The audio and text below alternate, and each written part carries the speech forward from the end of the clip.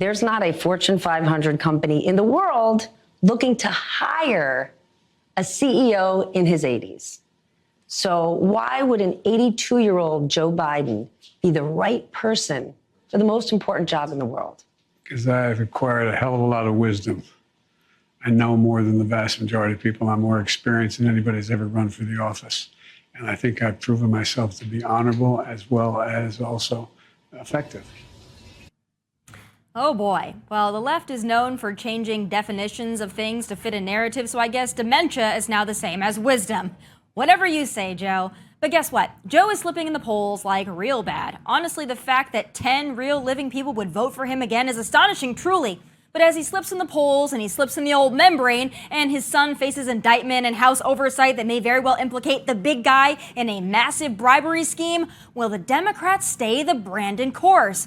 Joining me now with her take is Deputy Opinion Editor of Newsweek and author of Bad News, Batya Ungar-Sargon. Batya, it's great to have you. I'm so happy I had to talk to you about all this breaking news today.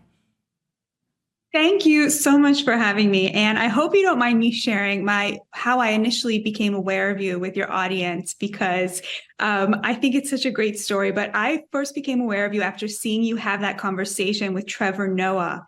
And I was very woke back then. I was working at a liberal media outlet, and I came into work the next morning, and I was like, you guys, there's this incredible woman named Tomi Lahren. She walked into the lion's den and she just sat there, and she was so gracious and graceful and wonderful. And Trevor Noah was so rude to her. And they were all like, what? They totally saw it the other way, obviously. But I think that was sort of the beginning of the end for me in that context. And you had said that you don't see race, and he tried to cast that as a sort of racist comment. I just want to tell you, Tomi, I am now reporting a book on the working class. I interview working class African Americans every week. And that is almost the first thing that so many of them say to me. We need to get past this. I don't see race.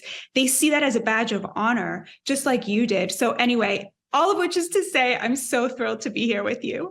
Well, I always appreciate seeing you, of course, in the building at Fox News on One Nation with Brian Kilmeade. And you and I have had so many great conversations in the green room. When we're discussing everything that happened this week, I really want to get your take, because I know that you said you're formerly woke. I know that you wrote a book on how wokeness is basically destroying everything. But I know that you live in New York City. I know that you run around in liberal circles to some extent. So I want to know what all of this is going to mean for 2024. And I want to start with the breaking news today. I have a clip I want to play for you. The mainstream media, surprise, surprise, they're ignoring it. But there is major revelations in the Biden pay-to-play bribery scheme. Let's take a listen to what they found with these bank records. Instead of being honest with the American people, President Biden has claimed since the 2020 election that his family has not received money from China. That was a lie in 2020. And he continues to lie to the American people now. The Bidens have received millions of dollars from China. It is inconceivable that the president did not know it. The White House refuses to correct the president's statements, showing the president is now using the federal government to run interference for his families and his own role in these schemes. So this is some pretty big news. So we've known about the evidence piling up for months, if not years now. But the fact that James Comer and House Oversight actually has these bank records showing $10 million, millions to Biden family members, including a grandchild. All right, that's really hard to explain away. Do you think the media is going to be able to run enough cover to let Joe escape this one? I wouldn't expect seeing a lot of this in the liberal mainstream media. I don't expect CNN to spend a lot of time on this, if any. I will, however, caution Republicans from thinking that this turns 2024 into a slam dunk. And what I mean by that is, the 2022 midterm elections were not that long ago, and poll after poll showed that the American people's top concerns were immigration, crime, and inflation. And on all of those issues, they gave the president and his party just abysmal marks. And yet they still did not overwhelmingly give Republicans a victory because they did not trust that the Republicans had good plans on those issues. And so to me, when I see these polls about people not feeling confident in President Biden's mental acuity or seeing this corruption coming out, yeah, of course, this stuff is really shocking, and it's really important that we take note of it. But at the same time, the American people are hurting, and what they want is to see, where is the plan for bringing down the price of hamburger meat? Where is the plan for bringing down the price of eggs? Where is the plan for getting us out of this situation where we're funding a war in Ukraine? So I would just say to Republicans, the American people want to see a plan. They want to see, what is your plan for immigration reform? Like, tell us in words we can understand how you're going to fulfill our needs and make our lives better, rather than just pointing out how terrible the other side is. Because if they don't have a plan, I think we might see a very similar situation to what we had in 2022. I don't disagree with you, and that's the sad part, but I want to get your take on this, because this is something that I understand, but it still infuriates me. How come running up to the 2016 election and then all through the presidency of Donald J. Trump, they went after him with everything they could in the kitchen sink? All right, impeachment, quid pro quo, collusion, everything. He's a Russian agent, and that stuck to him. And the average American, because they saw it so much, it was reported on so much, the average American who only watches liberal mainstream media, they actually felt that Donald J. Trump was a criminal and a crook. And now the charges against him, they keep coming. You saw yesterday that he is not liable for rape, but he's still liable for $5 million for defamation. We know the indictment now about the pay off the porn star. We know that there could be an upcoming one in Georgia. So why is it, Batya, that Democrats are able to cast such a shadow on Donald Trump and voters care, but then those same voters don't care that the Biden family, including the big guy himself, could be taking millions from the Chinese Communist Party and other entities? Why is that not worthwhile for the voter? I think that they have started to see through the media's just appalling bias. Just a data point to back up what you're saying, 96% of political donations that were made by journalists were made to Democrats, right? 96%. So we have a situation where 96% of our journalists support one party, which does not get, spoiler alert, 96% of the support of the American people, right? And I think that gap is starting to show up, especially around polling about credibility in the media. The American people are they've lost trust in the media. And I think it's precisely over issues like this. You have a situation like you said, President Trump lost yesterday against E. Jean Carroll. He was found guilty of sexual battery, but not of rape. But she accused him of rape, which means that the jury actually did not believe her, right?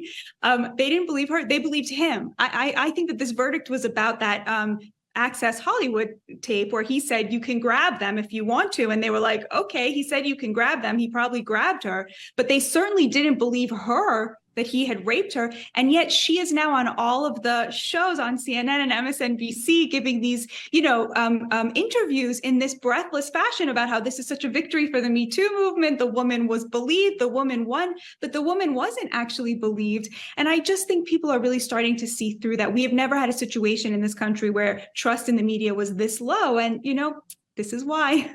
Trust in the media, trust in the White House, trust in our institutions like the CIA and the FBI. The list goes on. We are being lied to. We've been lied to for years. I think people stopped caring that they were being lied to during COVID. I think that they were so used to being lied to that it's become almost a conditioned effect where it's like, yeah, we're being lied to, but it's okay. At least we have TikTok. I think that's what's frustrating to me. But I do want to get back to 2024. I think that the fact that Biden could have potentially sold out the vice presidency and now even the presidency for kickbacks for his entire family, I find that deeply concerning. But I think you're right. I don't know if the average voter will. But here's the thing that I think is going to be an obstacle for Republicans. It was an obstacle in the midterms, and I think it's going to be a big obstacle in 2024, and we're not addressing it, and that is Roe v. Wade. And that's these decisions that have come out from certain states about their abortion bans, some of them more strict than others. But I think that's going to be a big liability for Republicans heading into 2024, and I don't know if Republicans have fully realized it yet. You live in a liberal state where I believe a lot of people didn't vote for Lee Zeldin for that exact reason, even though New York was never going to take away abortion. So how do Republicans, conservatives navigate that issue in the next election? It's such a great point, and it's even more frustrating because there's actually not a huge debate among the American people when it comes to abortion. Americans, by and large, agree on abortion. The polling shows that Americans overwhelmingly want abortion to be legal in the first trimester. So after the first trimester, support, even among Democrats, just craters. I mean, there's very little support in the second trimester and virtually no support in the third trimester for it from being legal. And when it comes to Republicans, over 92% want it to be legal in cases of rape, incest, and mother's health, meaning that there's just huge consensus among the American people. They don't like bans because they think it should be legal by and large in the first trimester. So what do we have? We have one party banning it at 6 weeks with no exceptions, and one party demanding that it be legal until virtually the day before the baby is due. And when you ask Democratic politicians, where should the cutoff be? They won't give you one because they really believe there shouldn't be one. So the parties are at the extremes when the American people are here in the middle with this great consensus, more unites us than divides us on almost every issue. And we're sold out by politicians on both sides. I would say that a Republican who said, I don't care about my rating from this place or that place. I'm going to represent my voters. I know what the voters want, first trimester, 15 weeks, what have you. That is going to be a pretty popular place to land. If you go any further than that, you're going to be in trouble on both sides. But if you're actually trying to be a politician who's catering to the American people, something like what Europe has, 15 weeks, I think that's really the route to go. I do too. And we had Representative Nancy Mace say something very similar to that a couple of weeks ago. And the Republican Party, the conservative movement, absolutely shredded her for it, even though that is the winning path, saying, let's be reasonable. Let the other side be extreme. That's what I have long held for many, many years now. I've long held that same position.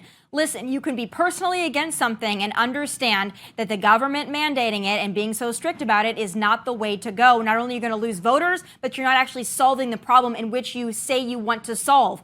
Having these extreme abortion bans in certain states is not going to stop anybody from getting an abortion. And if they would just understand that and stop with the worthless virtue signal, they would understand that they could save more life if they were actually reasonable about the approach. But unfortunately, it's such an emotional issue, and I understand why.